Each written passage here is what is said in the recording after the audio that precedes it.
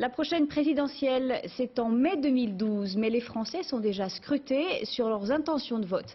Dans un sondage, à paraître demain dans Le Parisien, Marine Le Pen arriverait en tête au premier tour de la présidentielle. C'est la première fois que la présidente du Front National est qualifiée pour le second tour dans une étude. Anne-Gaëlle Matoxi, Fodé Guérassi. C'est la foule au Conseil général du Nord. Marine Le Pen s'en amuserait presque. Est-ce que je dois comprendre que le Conseil général du Nord n'est pas votre priorité aujourd'hui? Selon une enquête Louis Harris pour Le Parisien, elle arriverait en tête au premier tour de l'élection présidentielle. 23% d'intention de vote pour elle, très légèrement en avance sur Nicolas Sarkozy et Martine Aubry, tous deux à 21%. Sur le papier, Marine Le Pen entre donc dans la cour des grands et choisit déjà avec qui elle entend ou pas jouer le second tour. Je remarque qu'il existe une courbe. Cette courbe me laisse penser objectivement que Nicolas Sarkozy, de toute façon, perdra cette élection présidentielle. Je pense que d'ores et déjà, il est presque éliminé de ce second tour. Le Pen au second tour dans cette manifestation de la gauche pour le droit des femmes.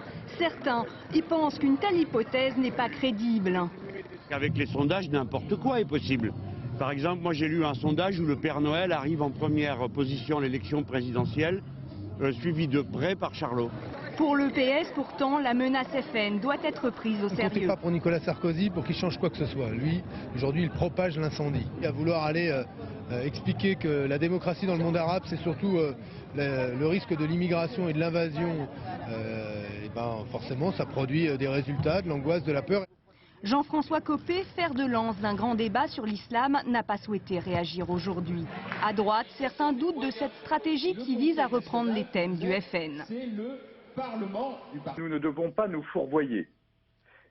Ce débat, comme d'autres, donne l'impression qu'on agite des chiffons rouges, alors même que nos concitoyens ont besoin d'être rassemblés et d'être rassurés.